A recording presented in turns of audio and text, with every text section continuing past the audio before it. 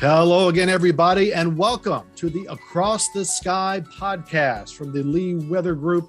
I'm meteorologist Sean Sublett in Richmond at the Times-Dispatch, and I'm joined with our three colleagues from across the country. Got Matt Holliner in Chicago. Hey, Matt. Hey, how's it going? Glad to be here. Kirsten Lang, who is normally in Tulsa, but on location this week. I am. Yes. Hi. Glad to be here, even from sunny Arizona. Is it especially hot there yet? This weekend will be in the 90s, actually. All right, because we know the hundreds are coming before too much longer. And of course, Joe Martucci in South Jersey. Hey, Joe, how are you doing, buddy? Hey, listen, it's in the 80s here, so we're not too far away from Scottsdale.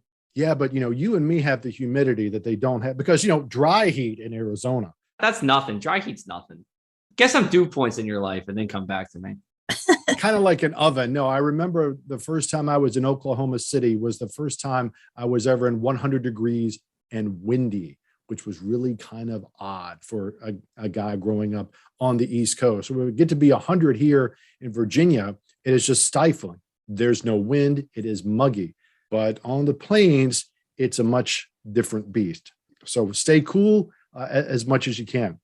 All right. So today we want to talk about tornadoes. We touched a little bit on this last week, not an awful lot, but we're really in the core of tornado season across the southern plains. And we've also seen more tornadoes over the last, let's say, couple decades or so, edging eastward. And we may talk about tornado alleys and those kinds of things in future episodes. But right now we wanted to back up a little bit and share some of our tornado stories and some of the things that we've noticed the most, some of the things that really stayed with us the most in our coverage of tornadoes over the years. And with that, I want to start with Matt in Chicago there. Now, Matt, I know it's been an active season so far for you there, especially in the Midwest and not quite the plains, but you do cover from Nebraska to Minnesota. I think you were telling me before we started that one of the most memorable tornado stories you had was actually when you were in deep South Texas. Yeah, that's right. I've covered tornadoes, of course, in the Midwest. One time when I was had my job in Ottumwa, Iowa, I was working in Cincinnati, living in Cincinnati, and had that dual job where I was covering weather in Cincinnati, Ohio, and Ottumwa, Iowa. At one time, I was on air. One of my memorable stories is I was covering 3 tornado warnings at the same time. That was a wild day. But actually, I think the wildest story I have was my last job. KRGV in the Rio Grande Valley. And it was actually during Hurricane Hannah when that hit in June of 2020. And that's one of the things that gets forgotten with hurricanes is that oftentimes they're associated with tornadoes. Now they're really hard tornadoes to cover too, because they're embedded within the hurricane's bands itself. And so they're very fast moving. They're very hard to track and they usually don't last very long. They spin up quick and then they spin down just as quick. And so there were multiple tornado warnings. Unfortunately, it was also a bad time when this storm was hitting because it was occurring at night. And so the storm is making landfall, and we're already talking about the high winds associated with the hurricane. But then within that, these little tornadoes that spun up. And one in particular was real memorable because it was, middle of the night. I think it was about 2 a.m. or so. And of course, we're communicating with the National Weather Service too. They issue the warnings and we're monitoring them on their chat feature. They're giving us information. But one of the, I was part of the team weather coverage because we have multiple meteorologists at the station all covering the storm. And I was driving the radar and looking at the NWS chat, our communication with the National Weather Service that was in Brownsville. And we saw that a tornado warning was issued for Brownsville, and it specifically included the Brownsville Airport, which is where the National Weather Service office is located. And so they issued a tornado warning that included the Brownsville Airport. But then after they issued that tornado warning, they put in the chat, we're having to take shelter now because this tornado looks like it's going to track right over us.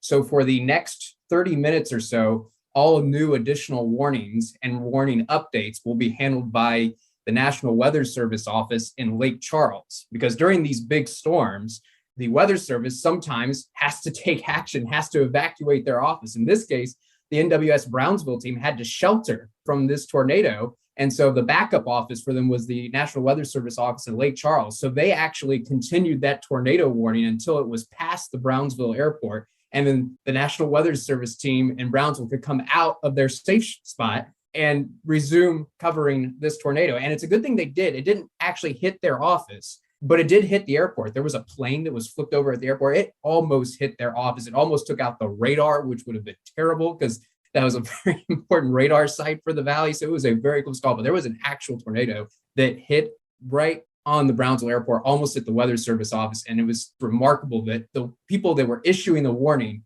suddenly had to take shelter from the storm that they were warning on.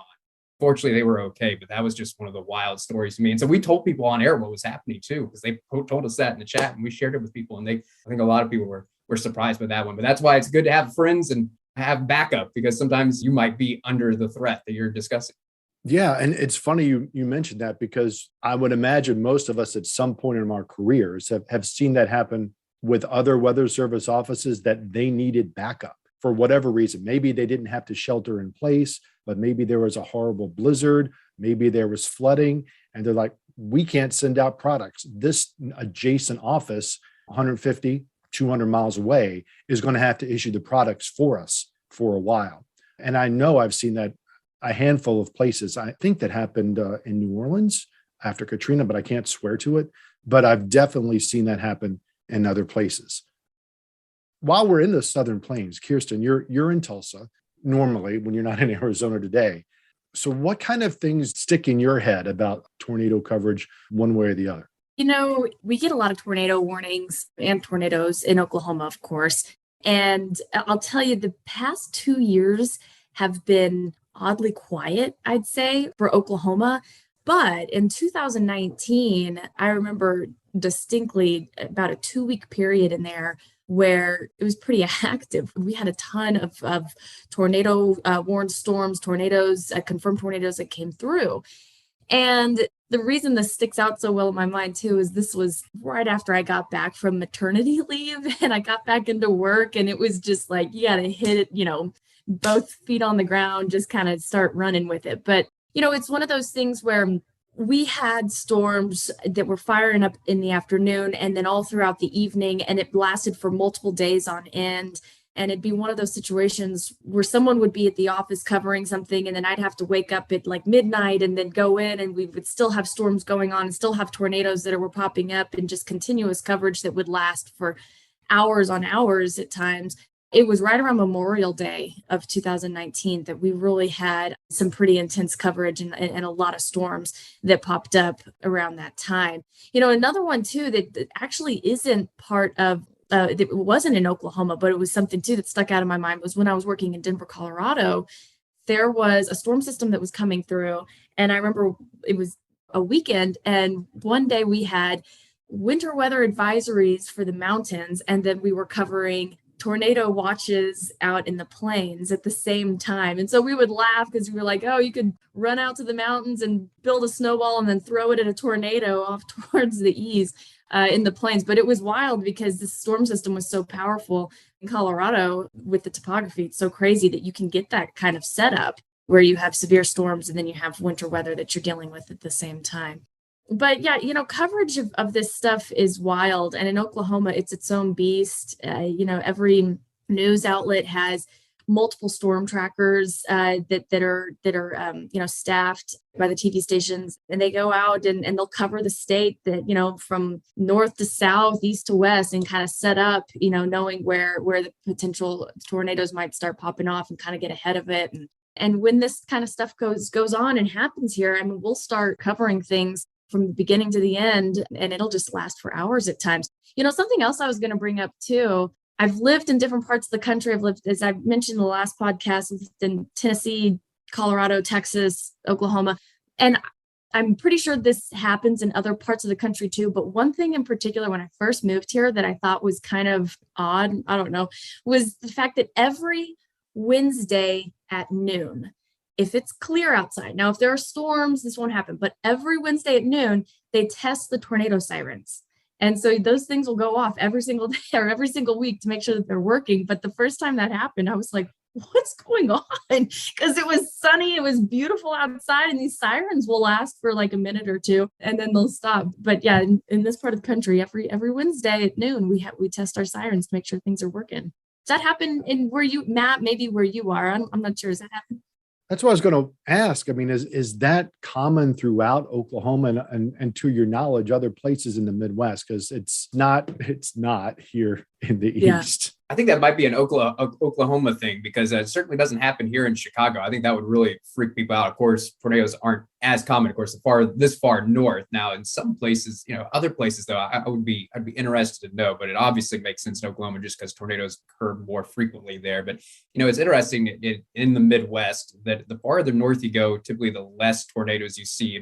Illinois is a great example. Often we get more severe weather in the southern part of the state than the northern part of the state. So Chicago is a little bit safer from a severe weather standpoint. Not to say that they don't see severe storms and they haven't seen tornadoes in Chicago, but they are less common than places farther south in the state. Yeah, Kirsten, can you talk a little bit more about tornado coverage? Because for those of us east of the Mississippi River, where we certainly get the tornadoes, but they are not as common, and typically they're not as strong. I mean, we do get the occasional EF3 or EF4, east of the Mississippi River. But in terms of getting these kind of laminar flow, wedge tornadoes that you hear so much about, where people are just lining up on the plains from Kansas to North Texas, can you talk about how the coverage of these in the local media, frankly, is very different than how we often see it in other parts of the country? Yeah. So again, a lot of times being in this part of the country, you'll kind of know, where a dry line is going to be setting up, and you'll know where these storms are going to start popping off at about what time, right? So what'll happen, let's take this past week, for example. While we had a really strong cap here in Oklahoma, so we didn't necessarily see storms here, but we had them to the south in Texas, and then we had them north of us up in Kansas and Nebraska and stuff. But typically what'll happen, of course, you'll have those storms that'll start firing up. You'll have storm chasers that, again, these media outlets will contract out. And I'm going to say there's anywhere from about 4 to 6 at a time, depending on how big of an of a event they're expecting. And so those contracted chasers will kind of decide where it is that they want to set up, but they'll typically try to spread them out. So you'll have some that'll be closer towards the dry line. They'll make their way a little bit farther towards the west, because a lot of times those dry lines will set up even a little bit farther west than Oklahoma City. Then you'll have some that will kind of stay in and around parts of the metro here in Tulsa. You'll have some that'll go a little farther north. It just kind of depends, obviously, on the event and where we're expecting the strongest storms to kind of take place, right? So those storm chasers will go out. They'll start as soon as any storms start moving into the viewing area. The television stations will start coming on with live coverage. And a lot of times too, it depends on the time of day, what might be going on. If it's, let's call it, I don't know, ABC, and you've got some big football game on, well, then they have to be really aware of that and the viewers, and, they don't want them completely covering up a football game. So you're going to have to cut in at specific times during commercial breaks. But if it's, let's just call it a normal day where there's nothing going on TV wise or anything like that, any kind of coverage of any event, then they'll start going on with live coverage pretty much as soon as the storms start firing up and moving into the viewing areas. They start moving in, and so if they're out, past Oklahoma City, they're not going to cover it. As soon as it starts coming into the viewing area, there's severe storms, they're on TV, and all the stations are on TV, and they just stay wall to wall with coverage of storms as they move through. And you have to remember too, you'll have them from north to south, so they have to dive into one storm and then pull out and look at a big picture, and then dive into another part of a storm and then pull out and look at a big picture. Remember one time a chief, this is actually in Colorado, but a chief told me that. He said, sometimes you'll get really into one storm and covering one storm, and you forget that there are other storms going on, and you do have to pull back out and look at the big picture and the big radar picture to see everything that's happening and make sure that you're hitting everything. But that's, that'll happen a lot. You'll get really into one storm and what's happening there. But those storms will all start moving through. Of course, if a tornado warning pops up, that will take precedence over just a severe thunderstorm. If there are no severe warned storms at all, then they won't have coverage of it. But if there's any sort of severe warned storm, they're on wall to wall with coverage. You'll have the chief meteorologist kind of driving the whole situation. He'll be in front of the green screen.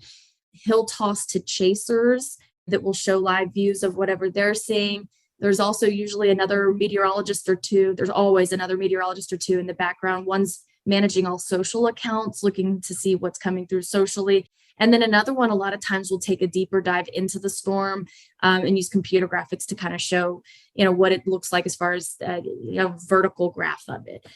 And it just kind of gives different outlooks. And then they'll always toss out to reporters if those are out in the field as well. So it's a pretty well-oiled machine around here. And it's evolved, I would say, as social media has evolved and coverage of it has all evolved with that platform as well over the past, 5, 6, 7, 8 years. But like I said, it's a pretty well-oiled machine, and they'll stay on with coverage all the way through the bitter end of it until it finally moves out into, Arkansas or Missouri, and it's no longer a threat for Oklahoma anymore. Sure. Matt, I saw you nodding a little bit about sometimes getting too concerned that you're locked into covering one particular cell across a television station's viewing area, because we have to remember that while a lot of television stations are flagged, if you will, in a city, they oftentimes are responsible, and this is set by the FCC, that they're responsible for several counties in a larger viewing area. So yeah, it can be very easy to lock into one system on a radar and then, we need to pull back out. So have you run up against that, Matt? Some days in the Midwest, it can absolutely get pretty crazy. And like I said, I was in a situation once where at one point I was covering 3 separate tornado warnings at once. Now, ultimately, only one of those tornadoes actually touched down. But, when we see rotation on radar, the Weather Service has to issue a warning. It was pretty incredible when it was happening, because I was covering one tornado warning and then another one popped up.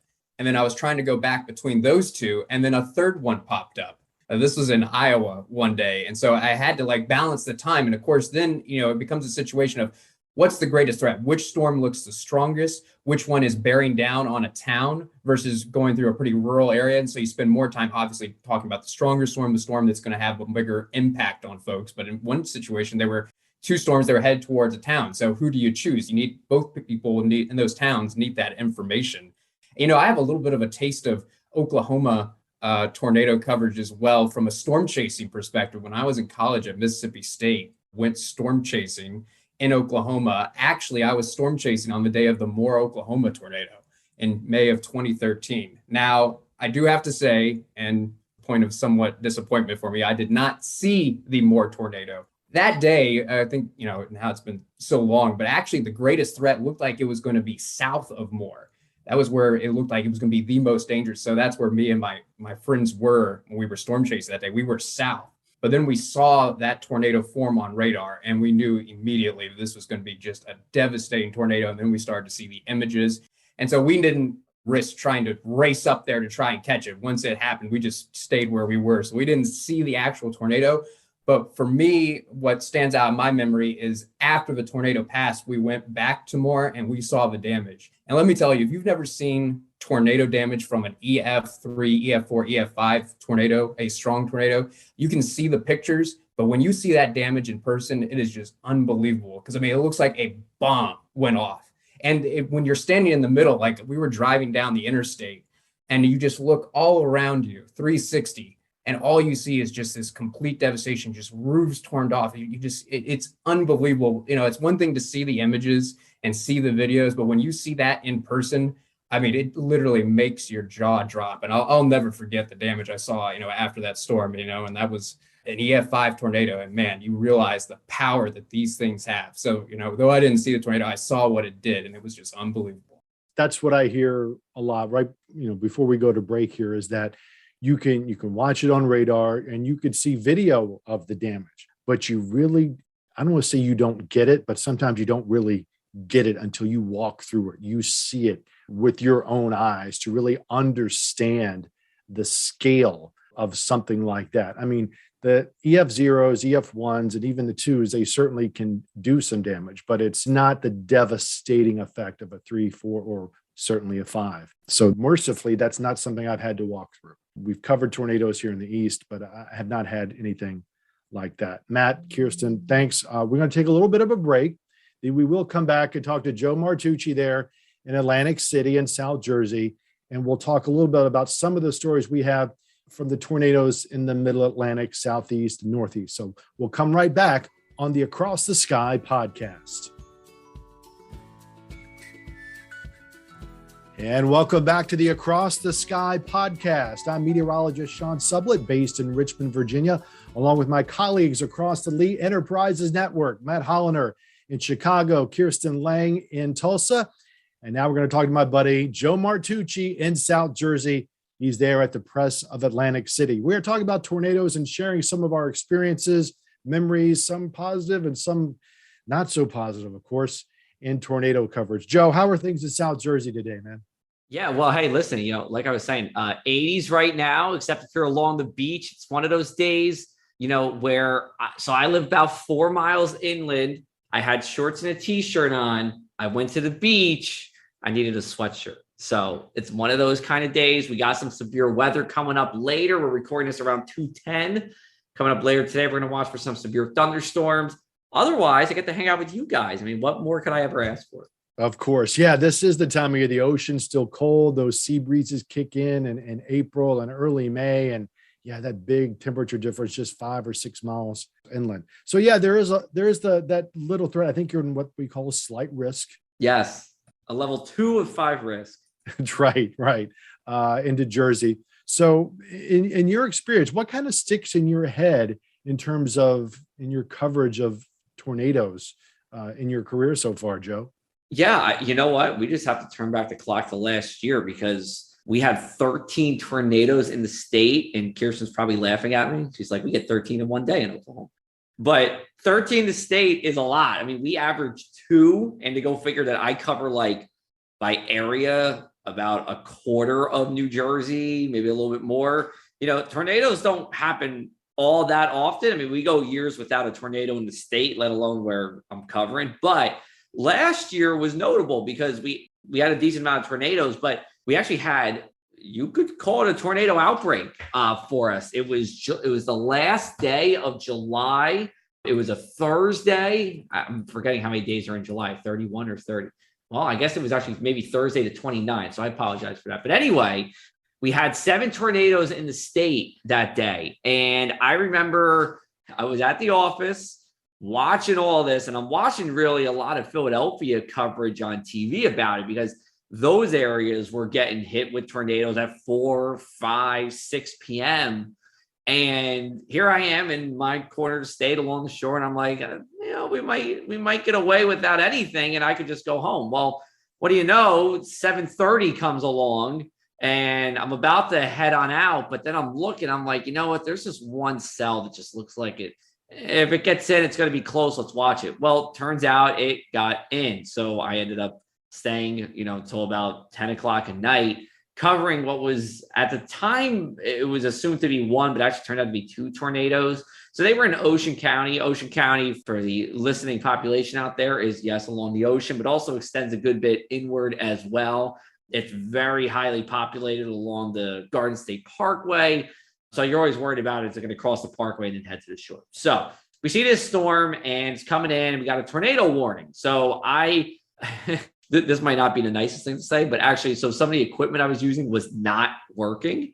So I had to get very crafty very quickly. So I have this app on my phone called Facebook Gaming. And what it does is it allows you to do a picture-in-picture view of you and another app.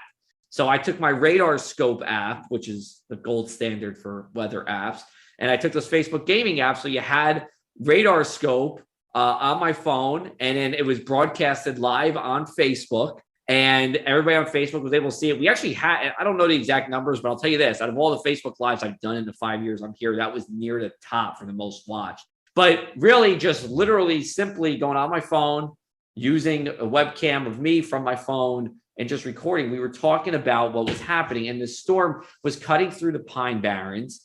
And there's not many Pine Barrens is barren, and there's a lot of pine trees there.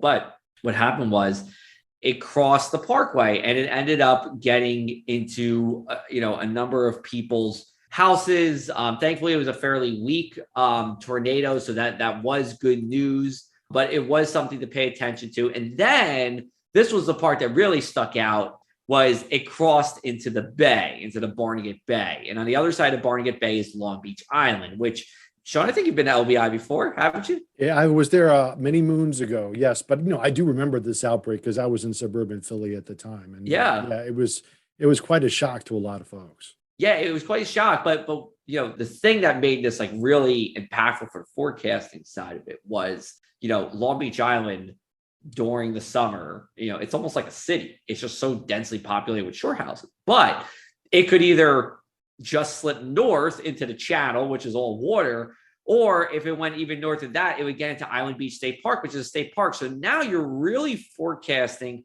a matter of a mile or two. Is this storm going to hit Long Beach Island, the northern part of it, or is it going to stay out to sea or into a park where it's not going to impact anybody? But turns out it did get the northern part of LBI, called High Bar Harbor. That's a part of a town, and then Barnegat Light, the far northern tip. We were able to say about 20, maybe 15 minutes before it hit, I was like, it looks like it's going to hit the northern tip. Thankfully, we were the tornado warning was in effect for the northern part of LBI, but I was able to thankfully pinpoint where that was going to be, and it hit, and there was damage on homes, boats slipped over, and it kind of real quick. I mean, it might have went through the island in 2 minutes, and that was it, in and out, very, very quick for that whole lot, for the whole northern tip of the island. But not even so much that, it was going there the next day and seeing what was happening there. Now, Long Beach Island doesn't get tornadoes often. I think the last time it got a tornado before 2021, something that actually hit the land in Long Beach Island, was back in 1999. So this is rare for the people there. So to go into the northern part of the island to see the damage, it looked like hurricane damage, but it wasn't a hurricane. It was a tornado. And you could, we took the drone up and you see this very narrow path of damage. But to be able to talk to some people who, were there, they said the usual, what you would hear for a tornado. It sounded like a freight train coming through. It sounded, some windows cracked, or we're getting blasted through just by the winds.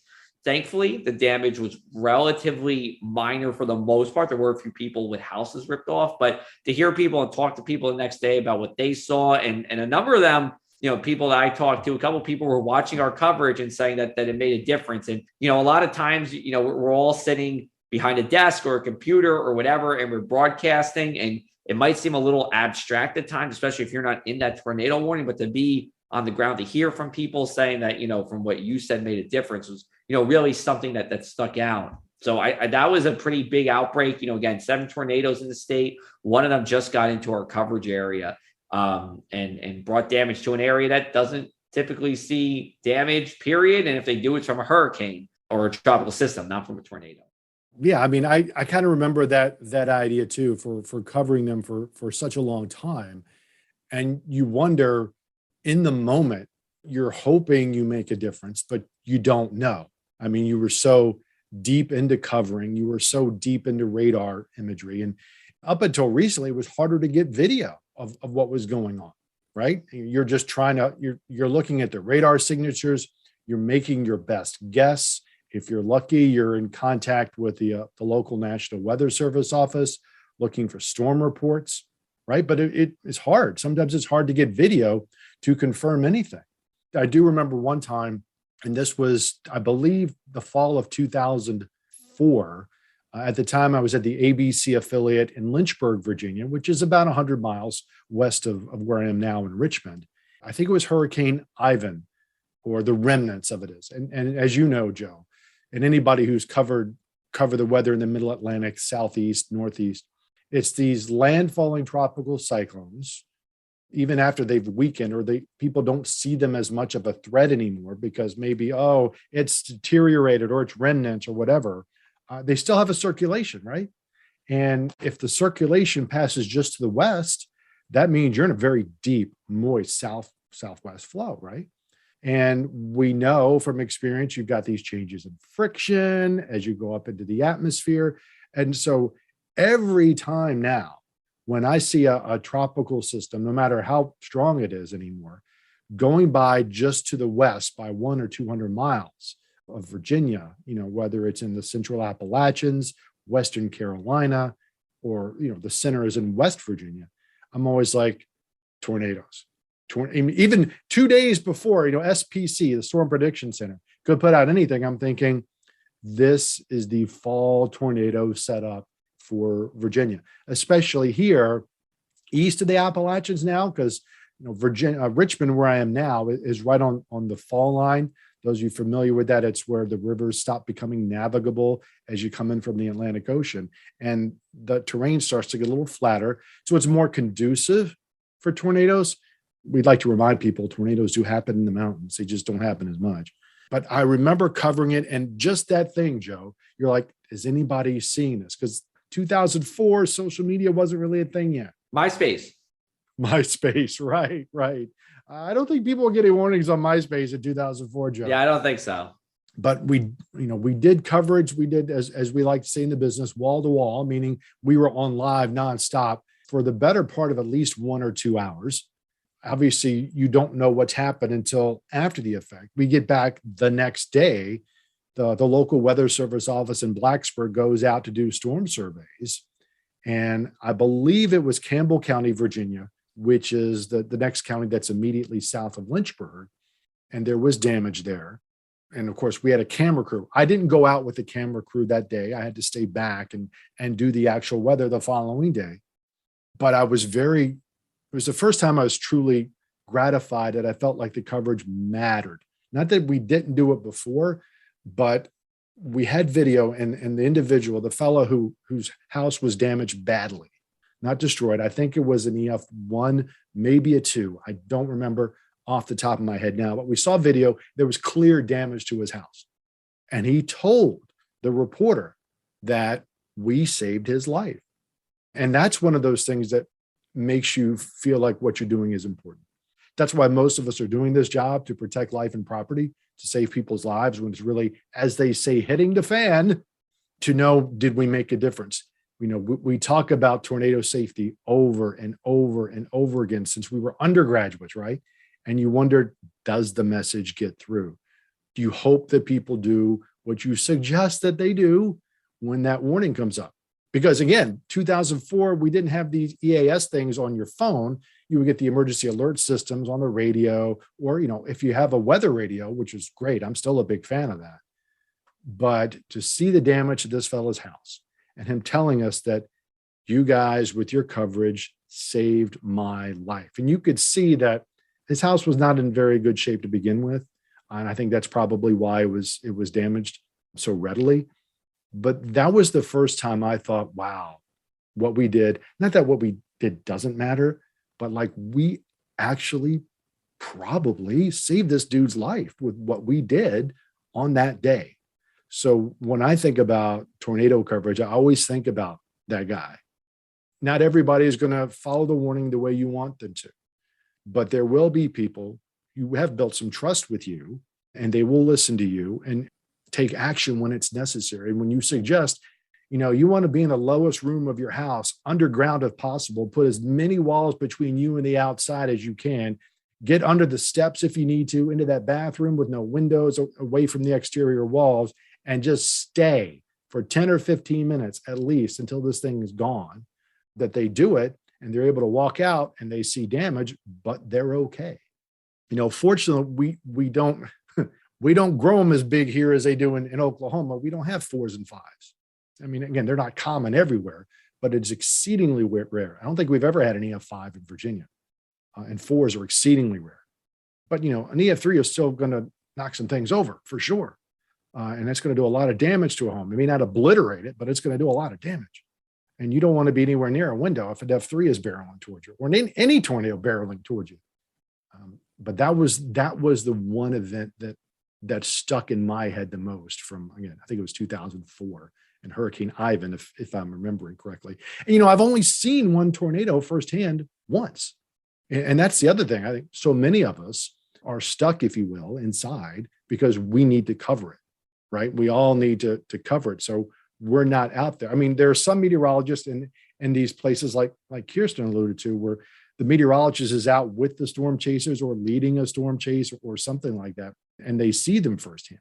But no, I've only seen one very small tornado, and that was actually here in Richmond. I was still an undergraduate in college. So it's been a long time since I saw one firsthand with my own eyes, it was probably only about a 0 or a 1. It was small. What we oftentimes like to call just spin ups, which I think is shorthand in our business for something that develops very quickly and dissipates very quickly. And Matt, Kirsten, you two jump back in here, because when I was thinking about what you were saying earlier about Oklahoma and the Moore storm, I saw a video, I think, of the Moore storm on YouTube a couple of days after. And it was a long form video. And you watched in real time how this thing went from a tiny rope to a monster 4 or 5 in about 4 minutes. 4 or 5 minutes is how fast these things could go from to, oh my gosh, you're going to die if you're above ground. And when we think about the Doppler radar cycles right now, in most places at that time, you would get an update every 6 minutes. You get what we call a full radar cycle every 6 minutes, right? You have to sample at one elevation, then you're sampling up a little higher elevation in the sky, then you sample at another higher elevation in the sky. That whole process takes about 6 minutes to go around in a 360-degree loop. It's not necessarily done that way all the time anymore. So we get better updates, more frequent updates from these radars. And I'm talking about the National Weather Service radars, or nicknamed the 88Ds, D for Doppler, and they were started to be commissioned in 1988. But to like, wow, in one radar sweep, this thing can go from a rope to a killer, and if you're sitting there covering the thing and waiting for that next radar sweep to pop up on your screen, you could just be shocked at how fast these things come together. So that's the other thing that I think about in this point in my career, is how fast these things could go from almost nothing to killers in just a matter of a few minutes. I mean, we like to think, oh, there's a tornado 15 miles away. It's coming steady state consistently to the northeast at 40 miles an hour. But it just doesn't happen that way, right? I mean, it maybe lifts up a little bit, then maybe drops back down a little bit over the course of 15, 20, 25 seconds. I saw a video, and I forget where this one was, of a tornado that didn't even have a condensation funnel, meaning you couldn't, quote unquote, see it. You could see debris spinning around pretty fast, and you could see stuff being picked up off the ground, but there was no obvious condensation funnel. That what we think of as that white or gray funnel that so many times we associate with the tornado, it wasn't there. So we've come a long way in tornado detection. Now that we've got the dual polarization radars, which have come online in the last 10 or 15 years.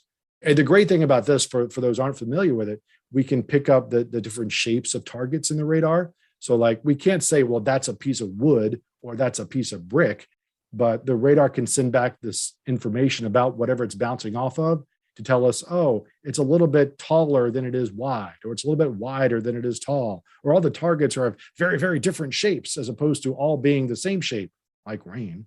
And that helps us identify, oh, that's a bunch of junk flying up in the sky as opposed to just rain coming down. So tornado detection has gotten a lot better than it has in the past, but it's still not perfect. I mean, just 3-4 weeks ago, we had a tornado warning, a couple of tornado warnings in the western part of Richmond. Tornadoes didn't get to the ground. There's obviously a circulation at the lowest elevation of the radar, about 4,000 feet up. That was about 120 mile an hour spin. Didn't get to the ground. So we've come a long way, but it could always be better. Yeah, the technology is a help and also a hindrance. Now we've gotten so good at finding rotation. The problem now is figuring out, is that rotation reaching down to the surface? Because to be honest, a lot of times it doesn't happen. There are a lot of rotating thunderstorms that it looks like they're producing a tornado and they issue a tornado warning, but then the National Weather Service goes out there and they don't find any damage, or it's just straight line wind damage. The storm, it looked like it could produce a tornado, but it actually didn't. And so then you get a false alarm. It wasn't actually a tornado. There was a tornado warning and people took shelter, but they didn't have to ultimately. But you have to be careful, because there are times when a storm is rotating, you get the radar indication, and sure enough, it is producing a tornado and there is tornado damage. So I think that's the next step where we need to go, is improving the radar technology even more, being able to see even lower into the storm. And it's a huge challenge, especially the farther you are away from radar site. I mean, I think the biggest thing is probably we just need more radar sites. That would be a start. And then improve the radar technology as well. So you can see literally all the way to the ground to find out not just if it's circulating a couple thousand feet in the air or a few hundred feet in the air, but is there circulation that's reaching just 50 feet above the surface? Because then that's going to be a tornado. But that's where we have the limitation right now. Unless that potential tornado and storm is moving really close to the radar site, we don't see the lowest level all the way to the surface. And so we don't know. We know the storm's rotating, and it's great that we know that. That's something that we didn't used to know. Being able to see that rotation is great. And so you can get those warnings out as early as possible, but that does lead to some false alarms. You get these rotating storms that don't produce tornadoes. And then people say, oh, well, why did I take shelter? There wasn't a tornado.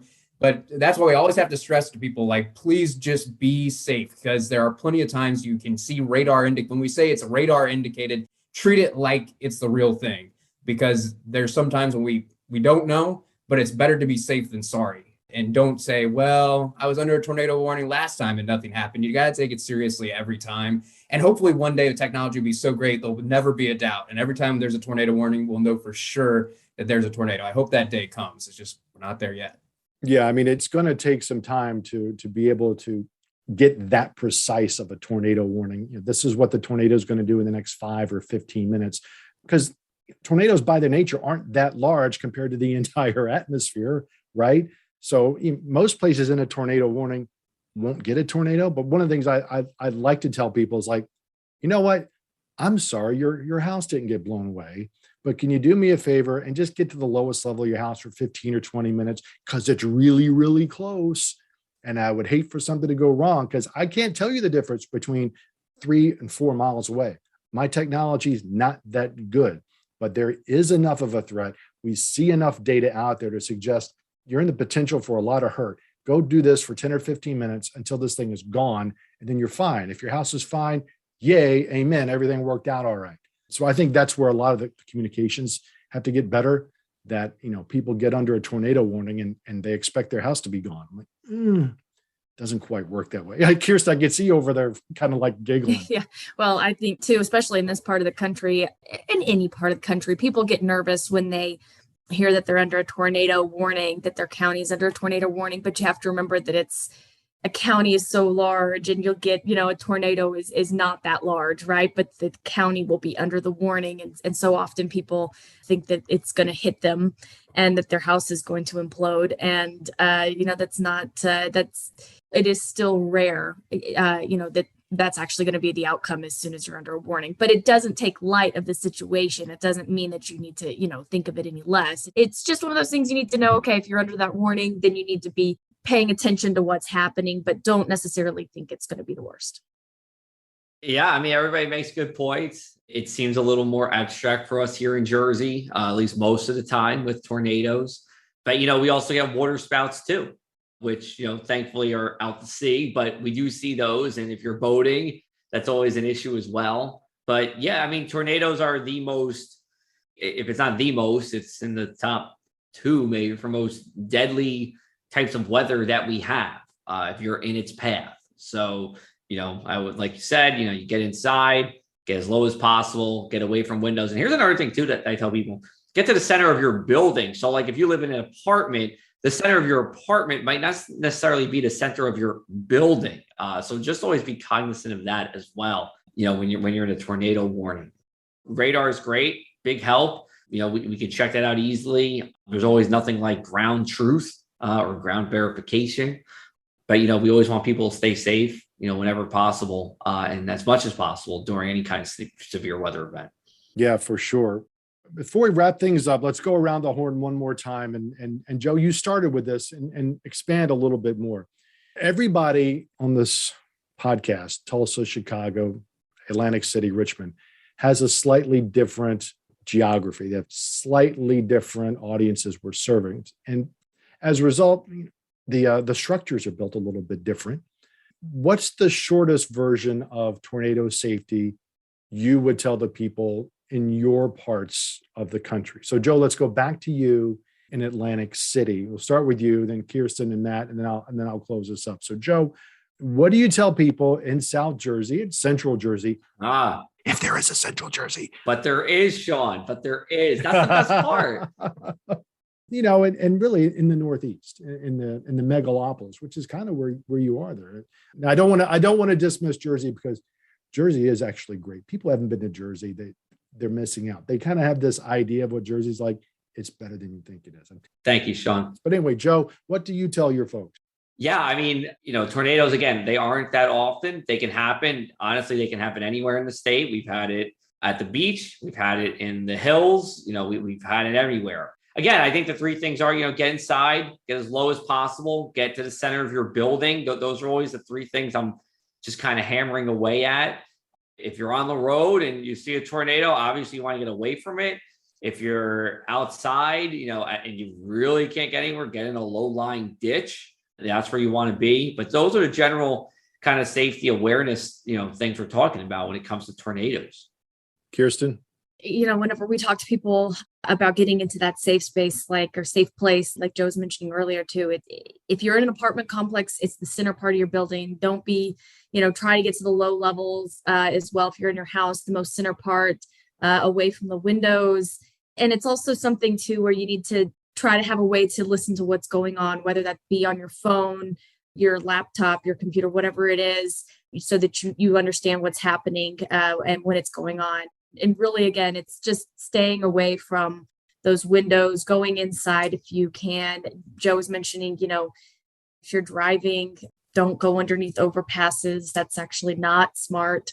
And, if you're driving and you see a tornado, which this probably doesn't happen to a lot of people very often, but if you do see a tornado when you're driving, don't assume that that it's going east or, northeast, because those things can take turns and they can be unpredictable in that manner also. So there's nothing really to play around with. You really need to be very careful in those situations. Yeah, Matt? Yeah, and I'll stress the preparation and always monitoring the weather because, especially everywhere I've worked and lived, everybody thinks they have the craziest weather because the bottom line is no matter where you are in the United States, except maybe some places out west, far out west, the weather does change rapidly. That's a real thing. The conditions are changing and severe weather threats can materialize pretty quickly. Now, things have gotten better, and now we're getting better and better at seeing the potential for severe storms several days out. And that's why you've got to, monitor the weather every day and get the latest information. Because when we start to see the potential for a severe weather outbreak or a tornado outbreak or the threat of tornadoes, we're going to let you know wherever your source of meteorology information is.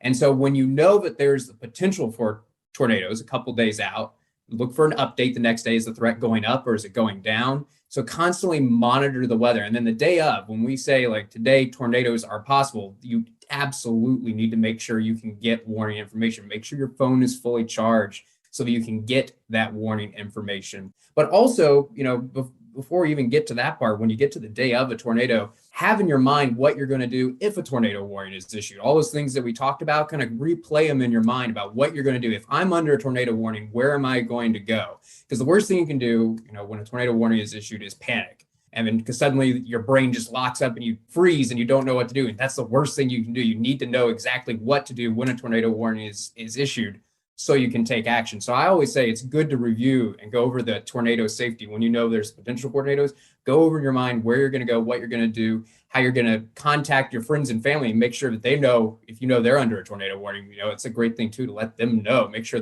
or hopefully you're telling them how, make sure that they're monitoring the weather closely. So that's the biggest thing I can stress is always monitor the weather closely day to day and look for the latest information. That way you're prepared and you won't have to panic. Yeah, that's wonderful advice. And that's what I kind of echo to anybody here in Virginia. Have a plan, practice your plan. Doesn't mean you have to do it 3 or 4 times a week, but pay attention to the weather. Be mindful of the weather. You don't have to obsess over it, but be mindful. Check at least once a day. And if you see that there's the threat for some severe weather, whatever your trusted source is, have that in the back of your mind. When you're at home, where would I go? In the morning before things get hectic, where am I going to go if this happens? I'm going to go into the bathroom under the stairs at the house. Or if I'm at work, when you get to the office, where am I going to go if that actually does happen? And have that in your mind. I'm okay, I'm going to go down these steps, go into that interior part of the office building. So think about it ahead of time, because as you said, when that phone goes off, everybody's going to look at the phone and go, is this real? And yeah, buddy, it's real. So quit goofing around and go get out of the way. It'll only be 10 or 15 minutes, but go get out of the way just in case. I think that's the funniest thing I've seen, or maybe not really funny, but being in places where the phone has gone off. And this is something over in the last 5 or 6 years that the phone will go off, and watching how different people respond to it. You know, some people are like, whatever, this can't be real. And other people like go into a panic. Sociologically, it's very fascinating. This is not something I've been a viewer of until very recently. But, you know, the basic idea, find a place that's away from windows, as low as to the ground as possible, with as many walls between you and the outside as possible. Because here in Virginia, it's probably not going to be an F5. And those things will probably put you in a good spot. Because if we think there's an F4 and F5 around, then we are going to scream to the hills about getting underground, et cetera, et cetera, et cetera. But that's probably not going to happen here. So lowest floor of whatever building you're in, away from windows, is normally okay here in Virginia. I want to finish up with one other little story before we close out here. And this has been about, I think, 2 or 3 years ago. I was still in suburban Philly at the time, not too far away from you, Joe. No, I know. I know. So I'm taking my son to the bowling alley. He bowls a lot. And for those of you here on the East Coast in Philly or in Virginia, or maybe down in Florida, you know, Wawa, it's one of my favorite convenience stores. And New Jersey. Right. So anyway, so we're driving our plan is to go to the bowling alley for evening bowling night. It's like 6:30 p.m. I'm driving and the phone goes off, tornado warning. And of course, my son's like, because he's about 15 at the time. And he's like, blah, blah, blah. I'm like, here's what we do. Said, it's not bearing down on us because it was still early spring. So it was dark. So that's, tornadoes at night. Ugh. So like, we're going to go to Wawa like we normally do to pick up something to eat. We're going to go to the Wawa and we're just going to stay there. So we go, because unfortunately I've got the radar scope app. By the way, if you can find a meteorologist without the radar scope app, I'll give you $50. So we go to Wawa. I've got the radar up, so I see what's going on, right? I'm like, well, we've still got time. We've still got a good 5 or 6 minutes before this cell even gets here. So we place our order, and I'm like, here's what we're going to do. We're going to go sit in that corner because there's a big cinder block around in that corner of the Wawa, and we're just going to stay here for 5 or 6 minutes. And I said, dude, I'm going to open up and eat my sandwich sitting next to this cinder block here in the Wawa. And I don't care what anybody thinks of me. This is what I'm going to do. Because it's dark, I can't visually see if this circulation is producing a tornado. All I've got is a radar, right? On my phone, that's all I got. And a sandwich. Or a hoagie. I'm just going to sit here. I said, if something goes wrong, you see that window that's about 25 feet over there? We'll find out, because this is not enough for that's going to tear apart this Wawa. The worst thing that's going to happen is something blows through that window, and we're nowhere near that window. We're here next to these center blocks on 3 sides. So we're okay. And he looked at me like, all right, Dad. And then you start seeing the other employees like, is this a tornado warning? And they're just, some people are blowing it off. Some people are taking it seriously. Some people are looking at us like, why are you sitting down in the middle of the floor eating a sandwich? But the storm goes away, right? It turns out that it didn't produce a tornado. I waited about 10 minutes for the cell to pass. And then obviously I knew the cell had passed. The warning had about another 5 or 10 minutes before it expired, but I knew the cell had passed. So we got in the car and we went to the bowling alley. Now, it does turn out about 20 minutes after we were at the bowling alley, another cell came by that was just had a downburst. And we had some 60, 70 mile an hour straight line wind gusts, and it poured. But by then we're at a bowling alley, and that place is really reinforced. But I thought that was instructive. I've got my son, he's 15 years old. And I thought this was also a good opportunity to show him what to do if this happens to you later on down the road. 6 or 7 years from now, hopefully you remember this is what you do. I'm driving, I got a tornado warning. What do I do? Well, of course, you go to Wawa and you wait it out. That's it. Go to Wawa. Have a hoagie. Just don't look for it out the window, because that's a really, really bad idea. But yeah, lowest floor, away from windows. Most of the time, you're going to be okay. But take it seriously when that phone goes off, and just wait it out for 15 or 20 minutes until everything clears. All right, so with that, let's wrap it up. Kirsten, Joe, Matt, my colleagues from across the country. One more, but goodbye, everybody. Hey, goodbye, everybody. Thanks for joining. All right, terrific. Thank you so much for joining us this week for the Across the Sky podcast from the Lee Weather Team. We will talk with you next week. Dry heat's nothing. Get some dew points in your life and then come back to me. Make a difference. Relish a great work-life balance. Enjoy generous benefits and competitive pay. Go home each night feeling fulfilled by your work. Work for an employer of choice. Work for Blue Ridge Hospice. We're always looking to hire compassionate RNs, CNAs, or anyone interested in office or thrift shop work. We've been your not-for-profit community hospice since 1981. Visit our website for more information or to apply today at blueridgehospice.org. That's blueridgehospice.org. Blue Ridge Hospice is an equal opportunity employer.